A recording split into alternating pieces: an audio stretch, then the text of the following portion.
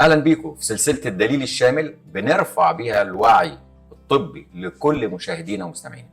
دلوقتي هنتكلم النهارده على موضوع مهم جدا، موضوع الانف. وقبل ما نتكلم عن اي حاجه على الانف بنتكلم على وظيفه الانف. وظيفه الانف ناس كتير جدا فاكره ان هي بس يعني ده الهواء بيدخل من مناخيرنا وبنشم. النهارده لما هتشوفوا معانا اهميه الانف هتغيروا حاجات كتير جدا في تخيلاتكم. قبل ما نتكلم على اي حاجه هنتكلم على تشريح الانف. الانف بالظبط بالمنظر ده اهي، دول الجزئين اللي هم هنا اهي، دول اللي هم بره، وده الحاجز الانفي كغضروف. دي حاجه. بعد كده في معلومه جديده، الناس فاكره كلها ان غضاريف الانف غضروف واحد. لا، غضاريف الانف ثلاثه، ادي واحد ادي اثنين ادي ثلاثه، طبعا ثلاثه في كل ناحيه. نقطة مهمة جدا، ادي الحاجز الانفي ادي الغضاريف. لازم تحفظوا معايا ان الصح بتاع الانف عشان الانف تاخد وظيفتها 100% لازم الهواء يخش في كل فتحة زي التانية بالظبط. هنا الهواء بيخش ب 100% وهنا الهواء بيخش ب 100%.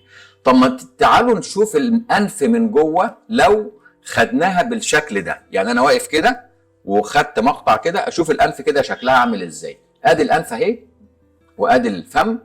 الهواء بيخش يا اما من الفم من هنا يا اما من الانف، لكن طبعا الطبيعي الانف معموله عشان الايه؟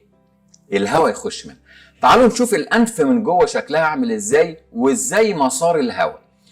خدوا بالكم الاول، ده اللسان وده السوفت بالات والهارت بالات اللي هو سقف الحلق واللهاه. فاكرين كلمه اللهاه دي مهمه جدا اهي.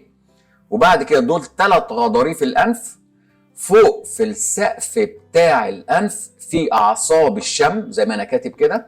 المنطقه دي اللي هي ورا الانف اللي خلف الانف، عشان كتير جدا بنقول خلف الانف، واللحميه بتاعت الانف اللي خلف الانف اللي هي لحميه الاطفال بتبقى هنا اهي. ادي لحميه الطفل الصغير بتبقى في الحته دي. خدوا بالكم لما في حاجات اسمها زوائد لحميه، الزوائد اللحميه بتبقى موجوده فين؟ موجوده في الاجزاء دي.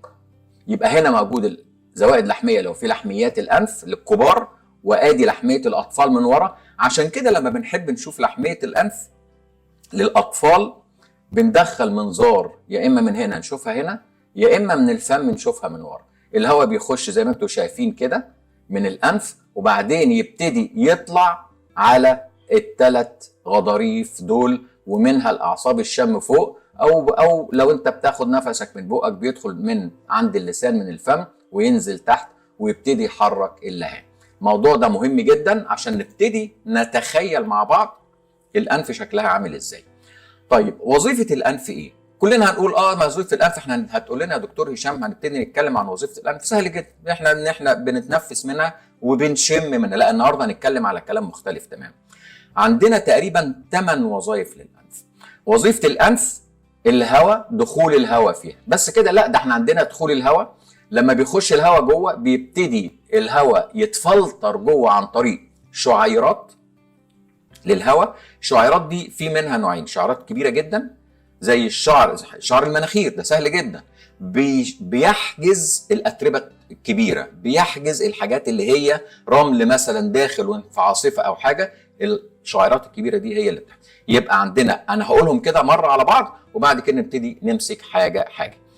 هواء، دخول هواء، فلتر، تكييف، ترطيب في الهواء. في التكييف يعني ايه؟ يعني في الصيف يبرد وفي الشتاء يسخن.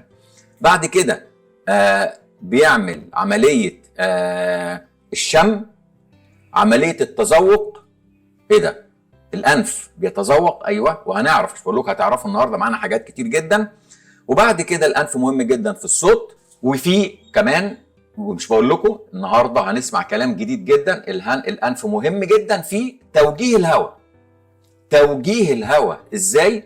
وازاي الهواء بيقدر اول ما بيخش الغضاريف الانف بتوجهه.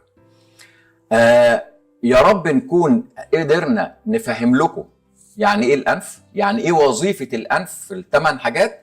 الفيديو اللي جاي على طول هنتكلم على وظيفه عشان نقدر نوصل لكم الكلام ده بطريقه سهله جدا.